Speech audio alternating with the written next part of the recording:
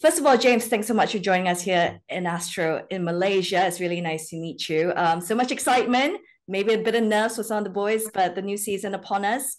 How have you and the squad enjoyed themselves in pre-season, and in terms of preparing for the season, where are you guys at the moment?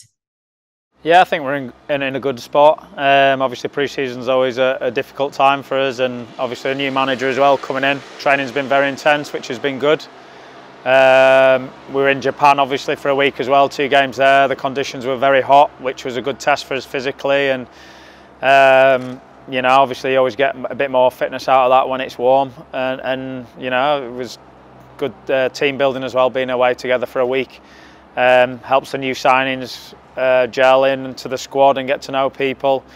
You know, obviously the tricky thing with the players being away at tournaments, you know, Julio and Donkey and people like that, makes it tricky, but that's the same for all teams. So it's always that, you know, difficult time of some players being in, some players being off. But training's been really good. The manager's got his messages across and how he wants us to play, and the intensity's been good. So I think we're ready and raring to go for the season.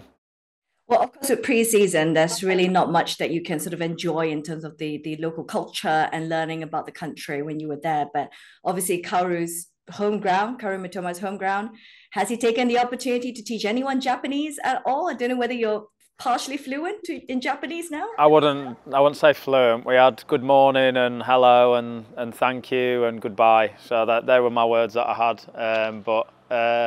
Yeah, the people were amazing out there. It was great. We didn't get to see too much of the city. We saw little bits of it, but the people were incredible. The welcome we got, the fans were fantastic. Everyone's so polite, and so many Brighton shirts in the stadium as well, which was great to see, and a great atmosphere in the games. And it was nice to, you know, do the lap of honours after the game, see the fans, and we were kicking a few footballs in and a few souvenirs and things like that, which is great to give a little bit back to them for making the effort to coming over. And it's great to have their support going into the new season and travel that far around the world and see all the fans who obviously big fans of Brighton, but also the Premier League. And I think big fans of Karu as well. How much do you think he was missed last season after what's happened in the season?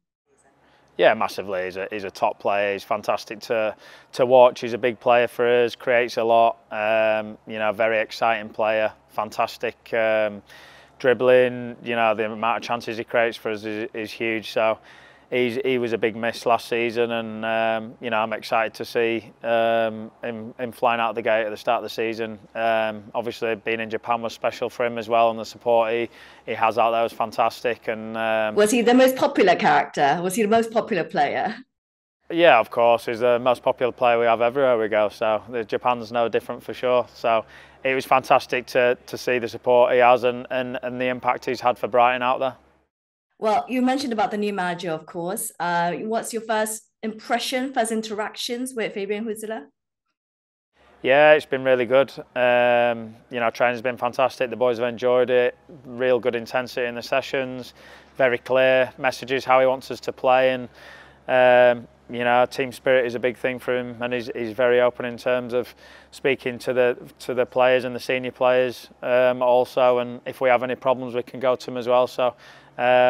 Really impressed with him and coming in and pre-season. I'm really excited to work under him this season and learn as much as I can from him. A lot has been said about his age, of course, youngest permanent manager in the Premier League. Not that age shouldn't matter at the end of the day, but is the leadership dynamics a little bit interesting when the manager is younger than you? No, not all. You know, age, like you said, is just a number. It's completely irrelevant. If you're the right person for the job, that's the most important thing. You know, I think it's the first thing everybody will jump on if things don't start well or anything like that, and it's obviously a big one in the media, but it's completely irrelevant. If you're the right person for the job, you're the right person for the job. And he's obviously gone through Tony Bloom's selection process, which is never easy for sure. Tony how he's run the club and the job he's done, and for him to go through that and come in, and how he's addressed the squad on the very first day, and how he speaks to the players, how he commands the room, you know, the sessions he puts on, him and his staff, and the messages he puts across. He's been really impressive, and not once, to be honest, have I thought about his age. It's completely irrelevant. To some level, do you think it could actually be beneficial in the sense that maybe he might connect with some players more? No, not really. Again, I don't think age really comes into that. You know, I think as he is as a manager and as he is as a person, I think that's the most important thing. And like I said, he's very open. He wants to speak to the players on an individual level and on a team level. Team spirit's a very big thing for him, and how he does things. It's important about getting that team spirit and togetherness and doing things together. And he realises how important that is. So no, yeah, I think just it's how he is as a manager really, as opposed to the age. Well, you're at a stage in your life where you are thinking about your next step as it is. You've taken your coaching badges, I believe. Just wondering how that's going and where you're at. Yeah, I've taken some of my coaching badges. I may do a couple more, but we'll see how that goes. It's, you know, I get asked about that a lot, and I can honestly say I don't know what I'm going to do after I finish playing yet. I still want to play as long as I can and contribute as much as I can. And you know, every day is different. Some days you think it'd be great to be a manager, and then other times you see a manager get sacked after 6 weeks and you think maybe it's not the best job to go into. So we'll see. Why are you looking into coaching more than per se doing media work or punditry, as a lot of ex-players do these days? I don't know. I think I feel I've been fortunate to have the career I've had and work under the players I have and the manager, and the amount I've learned. I feel it's maybe a shame to not give that knowledge and experience back to the next players come through. You can always give your knowledge on television, of course. Yeah, I could, but I'm not sure many people would want to watch me on TV either. So we'll have to see that. Well, of course, with your history with Liverpool, I do have to ask if does taking a coaching role there in future at some point appeal to you at all? Who knows? Who knows? Like I say, you never know what happens in football. Things change very quickly.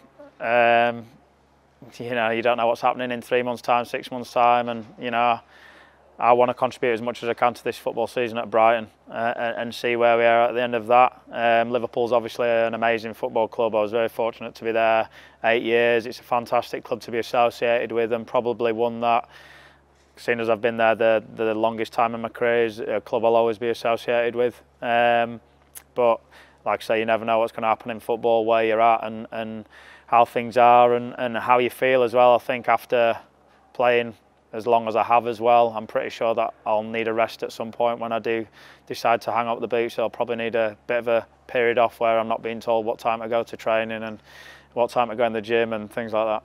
Some people say they miss that when they stop doing that. So we'll see how that one goes. Yeah, maybe you get told it at home instead. Well, no comment on that one. I'm going to leave it to your missus on that. Just on the fact that you're talking about all these knowledge and experience that you've had, sometimes you do learn more from poor managers than you do from good managers, really. But what's the one lesson you've learned that a manager has imparted to you that will forever stick in your mind, that you maybe want to take with you for the rest of your life, wherever you go? I think it's impossible to say one, because the amount of managers I've played under, and I've played under, you know, managers from a long time ago, Terry Venables and Sir Bobby Robson, and then obviously the most recent, the manager now, Roberto, Jurgen Klopp,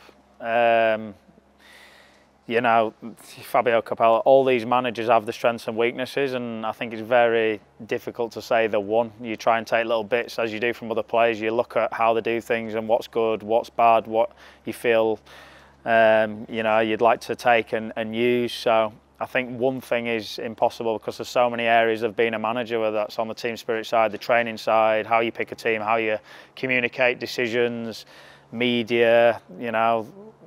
Everybody has their own way of doing things, but also a way that suits them, and how a Jurgen Klopp is in front of the camera would be very different to how someone else is in front of the camera, and how they engage the media and how they use the media for mind games, or, you know, getting their personality across, or maybe getting the media to like them, so when they're having a few bad results they won't write as bad things about them, you know. So there's all these millions of different things, and I think the biggest thing is that you're open and you listen, and you're aware of why people are doing things and the reasons why they make those decisions. So, you know, if you do come to those situations down the line, if you become a manager or a coach, or even as a player, you can help the manager with the decisions he's made, help the players understand that, and put the right vibe around the dressing room. Well, you talk about using the pre-seasons to sort of bed the new players in. So throughout that time and throughout training as well, what's been most impressive about some of the new signings like Yankuba Minte, about Osman and the other rest of the new boys? Yeah, I think it's always obviously tough for the new boys coming into a squad, and we have to make them feel welcome as fast as possible. I think Minte has been fantastic pre-season, definitely stood out in how he plays, both with and without the ball. He works very hard. He's scored some great goals in pre-season. He has great ability with the ball at his feet, and like I said, he works very hard defensively as well. So he looks like a fantastic addition to the team. Well, you've had a long, successful career. You're still at it right now. Just kind of looking back at your years, it's so much has changed about football, hasn't it, in the last 20 years? Who's the one player you wish you had the opportunity to play with in your career, whether it be a retired or an active player? To play with, I'd probably say Thierry Henry was probably one of the best players the Premier League's seen, I think. So to play with him instead of against him would have been nice. And speaking of your long career, if there was one thing that you would have done differently, looking back now, the past 20 odd years?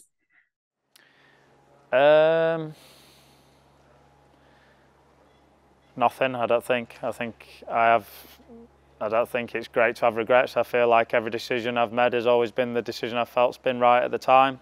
Obviously, I have disappointments. Being relegated with Leeds is obviously a big disappointment, your home club. You know, missing out on the league title by 1 point and goal difference and things like that is a disappointment, but I don't think there's anything where I regret and think, oh, I wish I could have worked a bit harder there, I'd done it a bit more. I've tried to get everything I could out of my career up to this point, and hopefully there's a bit more to squeeze out yet. All right. So again, on the whole theme of you being in the industry for a really long time, 20 over years, like I said, it's changed dramatically. So in your sort of eyes, through your perspective, what has changed about football, whether it's from the game or the players, the characters and personality, the competitiveness? How have you viewed the football industry changing? Yeah, I think, you know, the physicality's changed in terms of, you know, even though, you know, from a physical point of view, it's probably a bit quicker now and distances travelled in the game are a bit further. But, you know, from the other side, you know, you probably had to be a bit tougher. When I first started playing, you know, as a winger, you'd receive the ball and you'd get walloped from behind first tackle, and it wasn't a yellow card, it was a warning, and you had to withstand that physical sort of, you know, torture sometimes. You know, that was part of the game and part and parcel, and obviously the game's changed a bit from that point.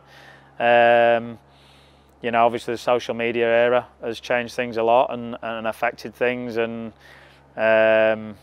there's so many changes within the club in terms of the amount of fitness coaches, physios, and obviously the details into nutrition and that side. GPS is obviously a big part now, how details, whereas it used to be looking how people, you know, the sight of how far they've run in a game. Pre-season will be, you know, the first one to throw up instead of, you know, you've run 10 kilometres, for example. So, you know, all these things, and there's some good changes and there's some things which maybe aren't as good as they used to be as well. So I feel very fortunate as a player to have played in two different areas, really, if you like.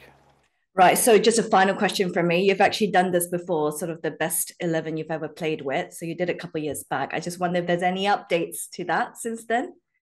Yeah, the update is I refuse to do it now because I've learned I've played with that many players, which is unfair. Some people have maybe played 5 years and they can do it. I've played with that many players. There's no way I'm keeping everyone happy. So I refuse to do my 11 now. I could maybe give you a squad of 30, but I'm very fortunate to play with lots of incredible players. And if you can tell me a way of putting a Mo Salah, a Sadio Mane, a Bobby Firmino, an Aguero, a Tevez, a Shearer, you know, and many more that I'm forgetting, if you can put all them in an 11, then go ahead. But I don't want to upset anyone. I've been very fortunate. Yeah. Well, until football changes to a 30-a-side game, then I'll ask you that again. Right? Great. Yeah, right. Let's do that. Thank you so much, James. All the best for the season, of course.